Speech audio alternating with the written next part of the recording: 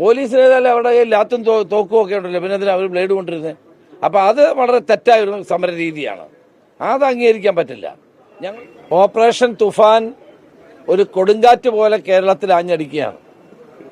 ഇന്നലെ ഏറ്റവും വലിയൊരു ക്യാച്ച് ഉണ്ടായി. ഏതാണ്ട് 18 കോടി രൂപ വില വരുന്ന ഹൈബ്രിഡ് ഗഞ്ച ഇന്നലെ പോലീസ് പിടികൂടുകയുണ്ടായി. ഈ ചെയ്തയാള് പെരുമ്പാവൂർ ACP താമസിക്കുന്ന ഫ്ളാറ്റിൽ അടുത്താണ് താമസം. ആ ഫ്ളാറ്റിന് നിരയിലാണ്, ഒരു ഫ്ളാറ്റിലാണ് താമസം. അപ്പോൾ എത്ര കുശാഗ്ര ബുദ്ധിയോടുകൂടിയാണ് ഇവർ പ്രവർത്തിക്കുന്നത് എന്നുള്ളതാണ് നമ്മൾ കാണേണ്ട ഒരു കാര്യം. അതുപോലെ കാസർഗോഡ് ഒരു ഫാക്ടറിയിൽ നിന്ന് മിഠായി നിർമ്മിക്കുന്നു, വലിയ തോതിലാണ് നിർമ്മിക്കുന്നത്.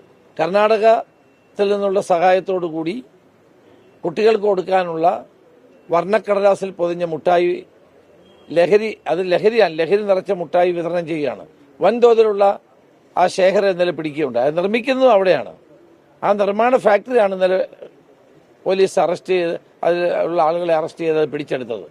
അപ്പം കേരളം മുഴുവൻ എല്ലാ സ്കൂളുകളിലും ലഹരി വിരുദ്ധ പ്രവർത്തനത്തിൻ്റെ ഏറ്റവും 2ാം ഘട്ടം ആരംഭിക്കുകയാണ്. ഓപ്പറേഷൻ തുഫാന്റെ 2ാം ഘട്ടം ഇന്ന് ആരംഭിക്കുകയാണ്.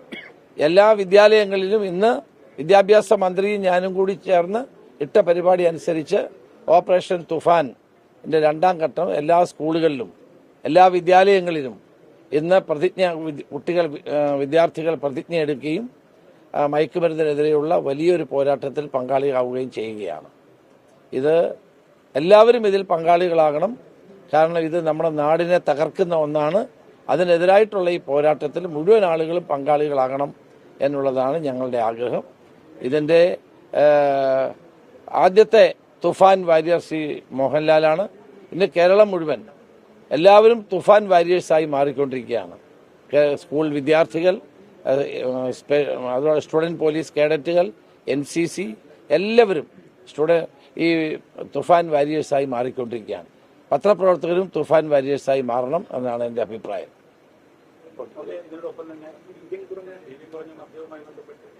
അല്ല, അത്തരം കാര്യങ്ങളൊക്കെ UDF തീരുമാനിക്കും. എന്ത് വേണം ഫർദറായിട്ട് ചെയ്യേണ്ട കാര്യങ്ങളൊക്കെ UDF തീരുമാനിക്കും. അല്ല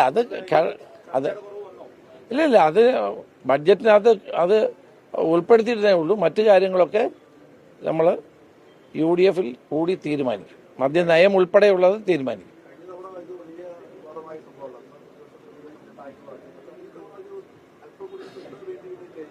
അല്ല, അതല്ലല്ലോ ഇന്നലെ മറുപടി പറഞ്ഞപ്പോൾ മുഖ്യമന്ത്രി തന്നെ അത് വ്യക്തമാക്കിയല്ലോ. UDF യോഗം ചേർന്ന് മദ്യനയം തീരുമാനിക്കുന്നതോടൊപ്പം ഇതും തീരുമാനിക്കും.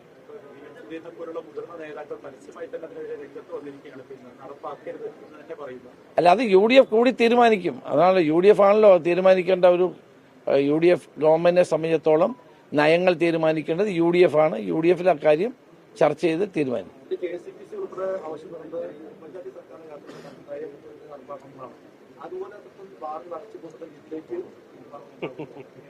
ഇല്ല, ബാറുകൾ അടയ്ക്കുന്ന പരിപാടി ഇപ്പൊ ആലോചിച്ചിട്ടില്ല.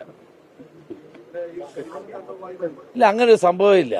തന്നെയുമല്ല, കേന്ദ്ര ഗവൺമെന്റ് 2025 ഉത്തരവുള്ളതാണ് ബീച്ച് സാൻഡ് ഒരിക്കലും സ്വകാര്യ മേഖലയെ ഖനനം ചെയ്യാൻ പാടില്ല എന്നുള്ളത്. അതുകൊണ്ട് അത് അപ്രായോഗികമാണ്, അത് നടക്കാത്ത കാര്യമാണ്. കേന്ദ്ര ഗവൺമെന്റ് 2025 നിർദ്ദേശമുള്ളതാണ്. അതുകൊണ്ട് അതില്ല.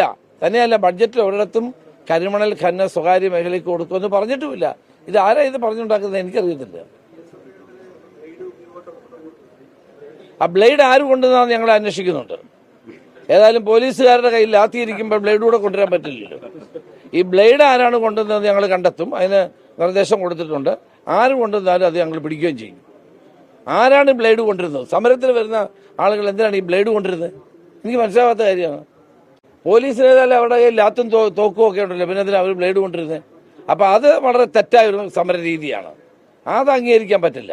ഞങ്ങളുമൊക്കെ വിദ്യാർത്ഥി രംഗത്തൂടെ കടന്നു വന്നാൽ ഞങ്ങളൊരു ബ്ലേഡും കൊണ്ടുവന്നിട്ടില്ല സമരത്തിന് പോകുമ്പോൾ. അല്ല, പിന്നെ ആരാ ബ്ലേഡ് കൊണ്ടുവന്നത്? പോലീസാണോ? പോലീസിന് ബ്ലേഡിന് ആവശ്യമില്ലെന്നേ. ലാത്തിയും തോക്കും ഒക്കെ ഉണ്ടല്ലോ കയ്യിൽ. അത് ശരിയല്ല, അത് അംഗീകരിക്കില്ല കേട്ടോ. അത് സമരമാർഗമല്ല. ആ സമരമാർഗത്തെ അംഗീകരിക്കില്ല. 100 കണക്കിന് ബ്ലേഡ് കൊണ്ടുവന്നിട്ട് പോലീസുകാരെ വരയുകയും പോലീസുകാരെ ആക്രമിക്കുകയും ചെയ്യുന്ന നടപടി ഒരു കാരണവശാലും അംഗീകരിക്കത്തില്ല. ഞങ്ങളത് കണ്ടുപിടിക്കുകയാണ് ആരാണ് ഇതിൽ ബ്ലേഡ് കൊണ്ടുവന്നത്. അങ്ങനെയുള്ളവരെ അങ്ങ് നിയമത്തിന് മുമ്പിൽ കൊണ്ടുവരും, ഒരു സംശയവും വേണ്ട. ഇതൊരു പുതിയ രീതിയാണല്ലോ കാണുന്നത്. ബ്ലേഡും കൊണ്ട് വന്ന് സമരം ചെയ്യുക, എന്നിട്ട് പോലീസുകാരെ ബ്ലേഡ് കൊണ്ട് വരയ്ക്കുക. അവരും മനുഷ്യരല്ലേ, ആ പണി നടക്കില്ല കേട്ടോ.